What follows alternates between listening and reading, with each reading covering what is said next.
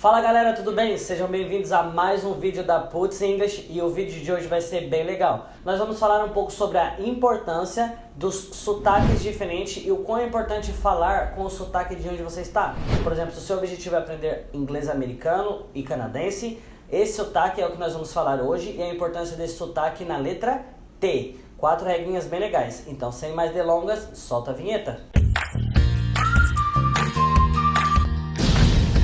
Então galera, vamos lá. Como eu falei, o sotaque ele é de extrema importância para principalmente falar algumas palavras específicas. Eu estava pesquisando sobre sotaques diferentes e eu vi 4 regras bem legais e que pode ser muito bem aplicado para o nosso vídeo e que eu vou ensinar hoje como pronunciar melhor o T. E essa maneira de pronunciar esse T, ele é americano e canadense. Se você for, por exemplo, para o inglês britânico, australiano, então não funciona muito bem essa questão. E sim para o inglês americano e inglês canadense, que o sotaque ele é mais forte.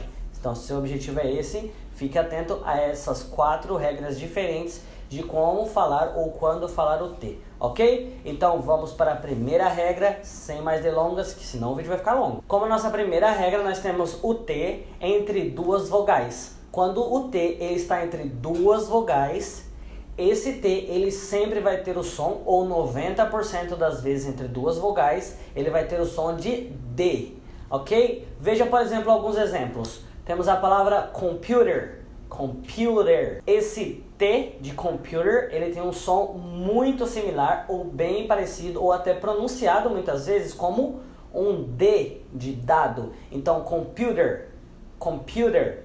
Outra palavra bem importante, water, water, water, não water. Water é bem britânico, mas water, ele é mais americano. E canadense também. Temos outra palavra também, better, better. Eles têm 2 T's na palavra better, contudo a gente corta os T's, a gente não pronuncia better. Nós pronunciamos o D ali, porque ele está entre 2 Z's. Então, better, better. That's the better way to say this word. Essa é a melhor maneira de dizer essa palavra, better. Temos também, dentro dessa mesma regra, dentro dessa primeira regra, um ponto bem específico. Se por acaso não está entre 2 vogais, mas está entre uma vogal e uma letra L ou R, em que nós fazemos, nós também pronunciamos como D.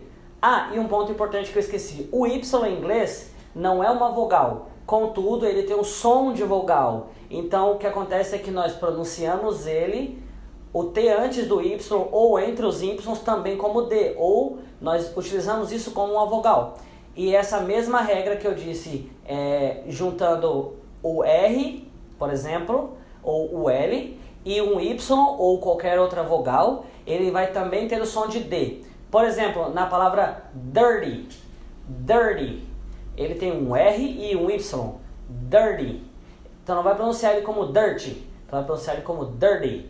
Ou até o numeral 30 e 40, 40, 30, ok? 30, 40. Você vai pronunciar a letra D no lugar de T. Então você não pronuncia T, você pronuncia o mais similar possível de um D.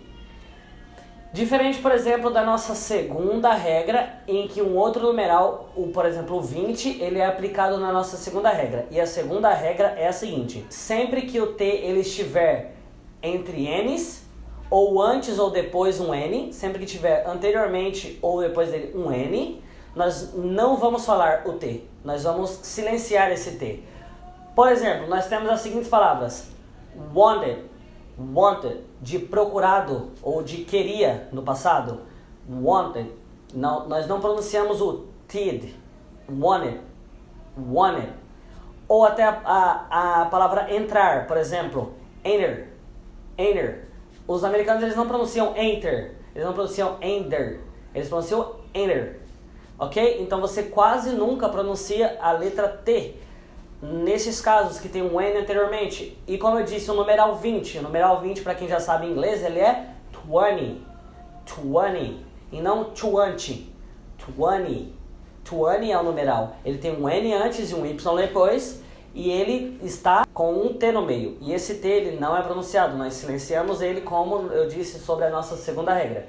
Então, 20. Vamos continuar então. E a nossa terceira regra é, nós também temos algumas palavras em que nós silenciamos o T, e em seguida temos o IN, o som, a pronúncia de IN. Por exemplo, nós temos a palavra forgotten, forgotten, forgotten. Essa é a maneira certa de pronunciar, forgotten. Nós tiramos os dois T's, não pronunciamos, nós silenciamos os dois T's, e então o E e o N ele se torna IN, forgotten, forgotten. E ele é uma maneira totalmente diferente, nós cortamos, não pronunciamos o T, e nós pronunciamos um I e um N depois. Temos também a palavra, por exemplo, sentença, sentença em inglês, que é pronunciado senten, senten. Então nós não pronunciamos sentença, nós tiramos o T e colocamos um IN, senten, senten, ok? Sentence, sentence. Alright? Tudo certo? Essa é a nossa terceira regra. E como quarta e última regra, como pronunciamos o T, nós simplesmente silenciamos o T quando a palavra termina com o T. Temos vários exemplos assim. Nós temos a palavra hot, de hot dog, por exemplo, cachorro quente, hot, não falamos hot, hot. Nós temos a palavra boné, hat, não hat, hat, hat. Nós queremos pronunciar o T, mas não pronunciamos, hat. Temos também outras palavras, por exemplo, como sit, sit down, sit down. Nós não falamos sit down, sit down. E para concluir, a última palavra que me vem na mente agora é rat, rat, R-A-T, de rato, rat, não é rat, é rat, rat, ok? Não pronunciamos o T quando a palavra termina com T. Essas são as principais 4 regras que funcionam na maioria dos casos quando estamos tratando de palavras que tenham T em inglês. As palavras que têm vogais entre elas, ou L e R, nós pronunciamos como D. As palavras que nós simplesmente não pronunciamos o T, nós silenciamos o T. As palavras em que nós silenciamos o T e adicionamos um IN. E as palavras que terminam com T e nós não falamos o T, nós também silenciamos, como hot. Ok? Esse foi o vídeo de hoje. Don't forget about this and click on the button below over here. Click on the ring to assign the channel. Clique no canal para assinar, clique no sininho para assinar o canal, clique aqui no like, clique no gostei, e se você tem alguma sentença, algumas palavras que vem na sua mente agora, deixe aqui no comentário. Espero que vocês tenham gostado desse vídeo e logo mais tem mais vídeos da Puts English, ok? Valeu!